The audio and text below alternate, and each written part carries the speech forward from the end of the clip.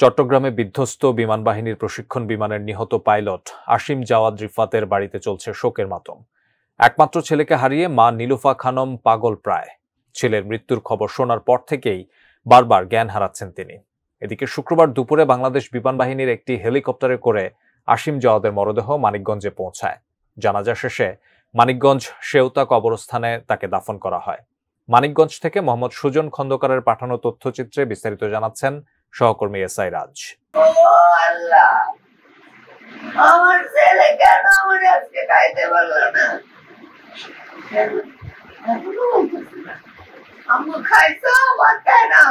পরিবারের একমাত্র ছেলে পাইলট আসিম জাওয়াদের এমন অকাল মৃত্যুতে মানিকগঞ্জে তার বাড়িতে নেমে এসেছে শোকের ছায়া। আসিমের মা এখনো বিশ্বাস করতে পারছেন না তার একমাত্র ছেলে আর নেই। কিছুক্ষণ পরপর ছেলের কথা বলে কান্না করতে করতে জ্ঞান হারিয়ে ফেলছেন তিনি।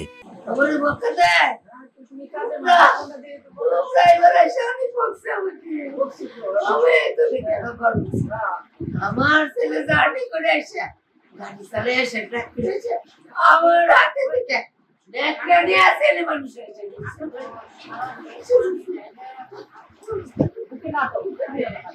ঘটনার শুরু বৃহস্পতিবার সকাল 10:30টায়। রাশিয়ার তৈরি একটি প্রশিক্ষণ বিমান নিয়ে আকাশে উড়াল দেন স্কোয়াড লিডার আসিম জাওয়াদ ও তার কো পাইলট। বিমানটি আকাশে ওড়ার কিছুক্ষণের মধ্যেই যান্ত্রিক ত্রুটির কারণে বিমানের পেছনে থাকা ইঞ্জিনে হঠাৎ আগুন লেগে যায়। এ সময় বিমানে থাকা দুজন পাইলট বুদ্ধি করে কৌশলে জনবহুল এলাকা থেকে বিমানটি কর্ণফুলী নদীর ওপরে নিয়ে আসেন।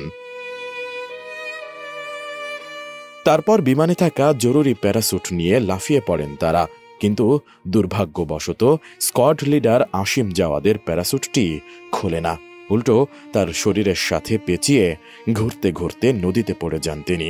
পরে তাকে উদ্ধার করে হাসপাতালে নিয়ে যাওয়া হলে কর্তব্যরত চিকিৎসক তাকে মৃত ঘোষণা করেন।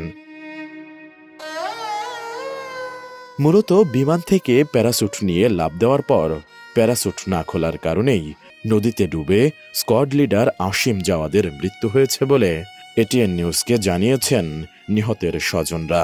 সানবিট সব দিবে সামাল। সানবিট ম্যাজিক প্রেস ডিশওয়াশিং এর মাথা ঘোরানো সলিউশন। আনুমানিক 10টা থেকে 10:40-এর মধ্যে রাশিয়ার নতুন একটি বিমান নিয়ে আকাশে উড্ডয়ন করার পরেই বিমানে আগুন লেগে যায়। তখন দুজন বিমানে ছিলেন, তখন দুজনেই ইমার্জেন্সি প্যারাশুট নিয়ে বেরোয় আসতে গিয়ে একজন প্যারাশুট খুলতে পারেন, আরেকজন আর খুলতে পারে না। সেই নিয়ে কর্ণফুলী নদীতে পতিত হয়, তারপরে সে মারা যায়। সরকারি মেডিকেলে চান্স পেয়েছিল, বুয়েটে চান্স পেয়েছিল, জীবনে কোনোদিন সেকেন্ড হয় নাই, সবসময় ফার্স্ট হতো। ওর ইচ্ছা ছিল পাইলট হবে, বাবা মার খুব একটা ইচ্ছে ছিল না, তারপরে ওর শখের জন্য পাইলট হইল। সেই পাইলট হইল জীবনটাকে উৎসর্গ করে দিয়ে, দেশের জন্য জীবন উৎসর্গ করে দিয়ে সে পাইলট হয়ে মারা গেল।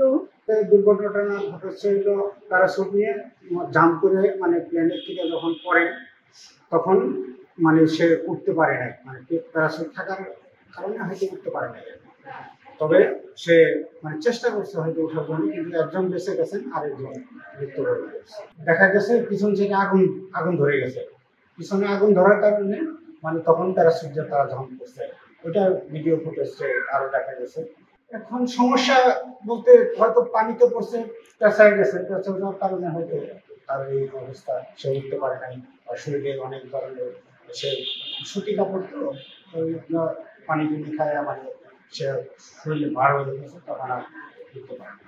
আসিম জাওয়াদ রিফাতের গ্রামের বাড়ি মানিকগঞ্জের সাটুরিয়া উপজেলার দরগ্রাম ইউনিয়নের গোপালপুর গ্রামে। তার বাবা ডাক্তার মোহাম্মদ আমানুল্লাহ একজন চিকিৎসক। তার মা Nilufar Khanam Savar cantonment school and কলেজের অবসরপ্রাপ্ত শিক্ষিকা। রিফাত নারায়ণগঞ্জে বিয়ে করেছেন। তার স্ত্রীর নাম অন্তরা আক্তার। মৃত্যুকালে তিনি এক কন্যা ও এক পুত্র সন্তান রেখে গেছেন। স্কুল জীবন থেকে অত্যন্ত মেধাবী ছাত্র ছিলেন আসিম জাওয়ান। 2008 সালের সেপ্টেম্বর মাসে বাংলাদেশ বিমান বাহিনীতে যোগ দেন তিনি। 16 বছরের কর্মজীবনে খুবই নৈপুণ্যের সহিত অল্প সময়ের মধ্যে জায়গা করে নেন বিমান বাহিনীর গুরুত্বপূর্ণ পদে। কাজ করেছেন যশোর, বগুড়া এবং সর্বশেষ কর্মস্থল চট্টগ্রামে। এদিকে শুক্রবার 11:15টার দিকে পাইলট আসিম জাওয়াদ রিফাতকে বহনকারী বাংলাদেশ বিমানের একটি হেলিকপ্টার মানিকগঞ্জ শহীদ মিরাজ তপন স্টেডিয়ামে অবতরণ করেন। পরে বাদ-জুমা জানাজা শেষে মানিকগঞ্জ সেউতা কবরস্থানে তাকে দাফন করা হয়। S I Raj, ATN news.